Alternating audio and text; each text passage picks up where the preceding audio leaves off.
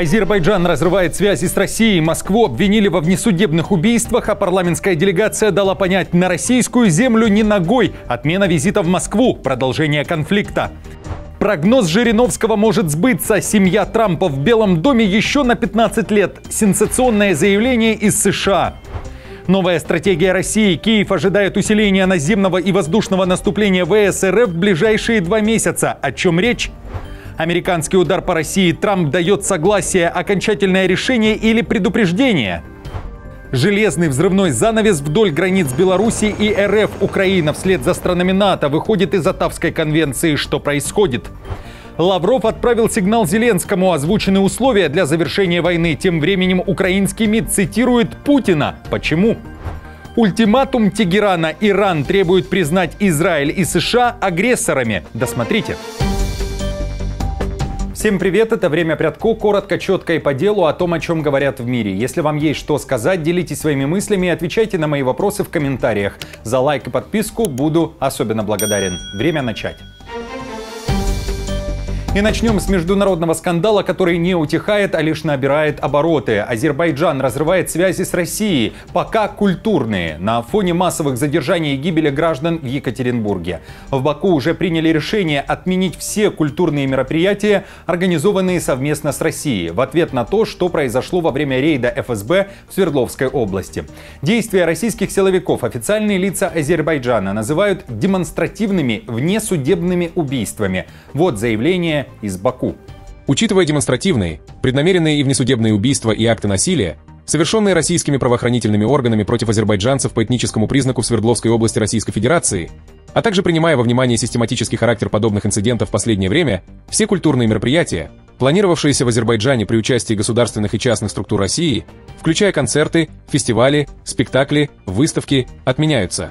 Парламентская делегация Азербайджана уже также четко дала понять: на российскую землю ни ногой, и отменила визит в Москву. Об этом сообщается на сайте парламента. Цитирую: «Причиной тому являются демонстративные, целенаправленные и несущие характер беззаконного произвола убийства и акты насилия в отношении азербайджанцев, совершенные правоохранительными органами на этнической почве в городе Екатеринбурге Российской Федерации, а также регулярный характер подобных случаев в последнее время». Конец цитаты.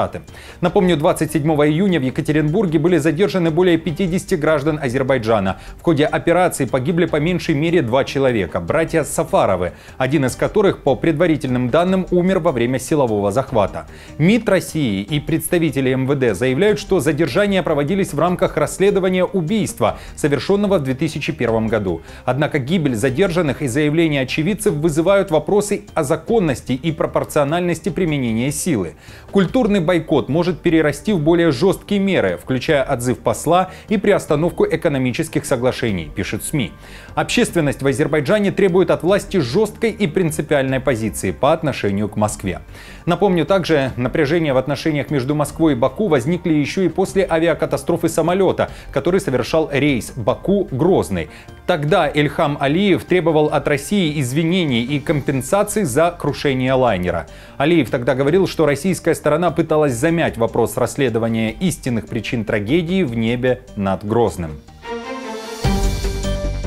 Хрупкие надежды на мирное урегулирование войны в Украине рушатся. Так мировая пресса отреагировала на последний самый масштабный удар России по Украине в ночь на 29 июня. Издание Financial Times пишет о новой стратегии Москвы. Масштабы атаки свидетельствуют о резком усилении российской стратегии. Украинские официальные представители считают, что Москва стремится систематически разрушить ограниченную систему противовоздушной обороны Украины и истощить запасы оружия, поставляемого Западом. Авторы материала со ссылкой на высокопоставленных украинских чиновников пишут, что Киев ожидает усиления наземного и воздушного наступления российских войск уже этим летом. При этом, напомню, Россия требовала от западных союзников Украины прекратить поставки оружия ВСУ. А лишь 2 недели назад в российском МИДе выдвинули новое условие. Украина должна уничтожить западное оружие, которое уже есть у страны. Такое заявление делал зам Лаврова Грушко. Несмотря на эти требования, Украина делает новый шаг. Страна выходит из Конвенции о запрете противопехотных мин. Указ уже подписан Зеленским. В ближайшее время документ будет доработан в Верховной Раде для полного юридического оформления выхода. Это шаг, которого давно требовала реальность войны. Россия не является стороной этой конвенции и массово применяет мины против наших военных и мирных жителей. Мы не можем оставаться связанными, когда у врага нет никаких ограничений. В МИД же заявили, что Украина не единственная страна, оказавшаяся перед трудным выбором между выполнением обязательств по Оттавской конвенции и эффективной защитой. В заявлении Министерства иностранных дел напомнили, что из Оттавской конвенции уже вышли или в процессе Латвия, Литва, Эстония, Польша и Финляндия, которые пересмотрели свои позиции и приняли политическое решение. Зеленский обосновал решение так. Предлагаю послушать. Звісно, мы бачимо, как наши соседи в Европе. Конечно, мы видим, как наши соседи в Европе реагируют на эту угрозу. Мы знаем также и сложности процедуры выхода, когда это осуществляется в условиях войны. Делаем этот политический шаг и даем таким образом сигнал всем нашим партнерам, на чем сосредоточиться. Это касается всех стран, которые по периметру российских границ. Именно противопехотные мины являются инструментом, который очень часто не имеет альтернативы для обороны. The Telegraph пишет, что решение стран Балтии, а также Польши и Финляндии выйти из Оттавской конвенции, а также заминировать границы от Лапландии до польского Люблина, говорит о создании нового взрывоопасного железного занавеса стран НАТО на случай той самой войны между РФ и Альянсом, о которой в последний год говорят особо активно. В материале говорилось, что граничащие с Россией и Белоруссией страны могут засеять миллионами мин тихие сосново-березовые леса вдоль своих границ. В то же время в МИД России сделали вновь заявление о завершении войны. Озвучены условия. Лавров говорит вновь, цитата, о коренных первопричинах кризиса. Конец цитаты. И вновь, по сути, обращается к Зеленскому, озвучивая то, что Киев должен выполнить по требованию России. Прежде всего, как не раз подчеркивал президент Путин, прежде всего это устранение угроз безопасности России, которые возникли в результате расширение НАТО на восток, попыток втягивания Киева в Североатлантический альянс с планами создания военной инфраструктуры на территории Украины, инфраструктуры, нацеленной против Российской Федерации. Но и не менее важно прекратить преступную деятельность киевского режима по законодательному истреблению всего русского, всех прав русских и русскоязычных жителей Украины. В Украине отреагировали на слова о расширении НАТО на восток. В украинском МИДе решили заявить Лаврову, далее цитата, «Расширение НАТО никогда не представляло реальной угрозы для России. Оно лишь лишило Москву возможности захватывать суверенные европейские страны. Именно против этого и протестует Путин». Конец цитаты. В украинском МИДе также процитировали Путина и вспомнили события 20-летней давности. 8 апреля 2004 года. Путин принимает в Москве генерального секретаря НАТО, заявляя, каждая страна имеет право выбирать тот вариант, который она считает наиболее эффективным для обеспечения своей безопасности. Он также выразил надежду, что расширение НАТО укрепит доверие в Европе и во всем мире. Сегодня тот же Путин говорит, что Россия была обманута расширением НАТО, которое якобы представляет угрозу для России. Угроза для России. Американский удар по Москве, конечно же, не ракетный, а санкционный. Об этом также говорят в мире. Трамп готов спустить курок и подписаться под антироссийскими санкциями. Имеется в виду законопроект сенатора-республиканца Линдси Грэма о 500% пошлинах против покупателей российских энергоресурсов. В эфире телеканала ABC News Грэм рассказал, что недавно играл в гольф с Трампом, и президент США высказался, мол, пора продвигать санкционный закон Грэма. По словам сенатора, документ планируется принять в Конгрессе после перерыва в июле. Слушаем его прямую речь. Что делает этот законопроект? Если вы покупаете продукцию из России, не помогая Украине, 500% тариф на вашу продукцию в США. Индия и Китай покупают 70% нефти Путина, поддерживают его военную машину. У моего законопроекта 84 соавтора. Он дает президенту право ввести пошлины против этих стран. В Кремле же на сообщение о введении новых санкций, которые обсуждают как США, так и Европа, заявили, что поддаваться давлению не собираются. Подтолкнуть Россию за стол переговоров можно только логикой и аргументами. Подтолкнуть Россию за счет какого-то давления или силы невозможно. чем серьезнее пакет санкций, которые, я еще раз повторюсь, мы считаем незаконными, тем серьезнее, скажем так, как от ружья отдача в плечо. Все-таки оружие – это обоюдоострое.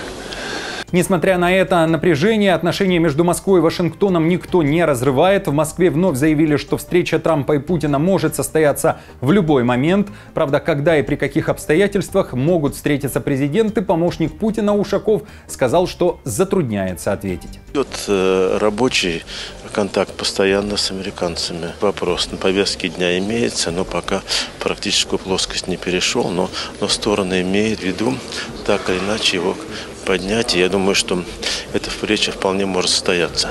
Где и когда, пока сказать трудно, конечно. Напомню, 2 днями ранее Путин заявил, что отношения между Россией и США начинают выравниваться, и встреча с Трампом вполне возможна. Путин подчеркнул, что его команда будет, цитирую, «с удовольствием ее готовить». Что может измениться после этой встречи? Кому она нужна больше, Трампу или Путину? И почему за полгода работы Трампа в качестве президента этого контакта так и не произошло?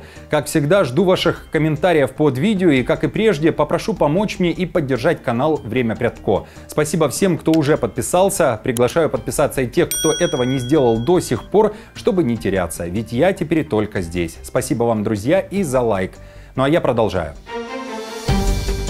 Прогноз Жириновского может сбыться. Третий сын Трампа, Эрик, который управляет семейным бизнесом, не исключает, что может выдвинуть свою кандидатуру на следующих президентских выборах. Также, по его словам, это может сделать кто-то другой из семьи Трампов. Об этом Эрик Трамп заявил в интервью Financial Times. Также сын президента рассказал, что из-за политики и многочисленных судебных разбирательств его семья понесла колоссальные убытки. По его словам, только на юридическую защиту от обвинений, связанных с российским досье и другими расследованиями, семья потратила порядка $500 миллиарда США. Хотел бы я, чтобы мои дети прошли через то же, что и я за последние 10 лет. Если ответ «да», тогда, думаю, политический путь был бы легким. То есть, я думаю, что мог бы заняться этим. И, кстати, я думаю, что другие члены нашей семьи тоже могли бы. Причем здесь Жириновский, спросите вы? Напомню, еще в 2018 году ныне покойный и уже бывший лидер ЛДПР Жириновский прогнозировал, что семья Трампов будет править в США до 2040 года. Отрывок интервью вновь активно вспоминают в интернете.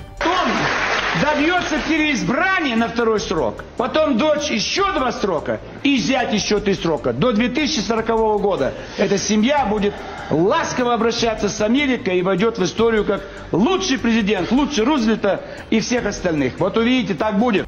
А вы как считаете, Трамп или же его семья может быть в Белом доме до 2040 года? Сбудутся ли прогнозы Жириновского? Напишите свое мнение под этим видео.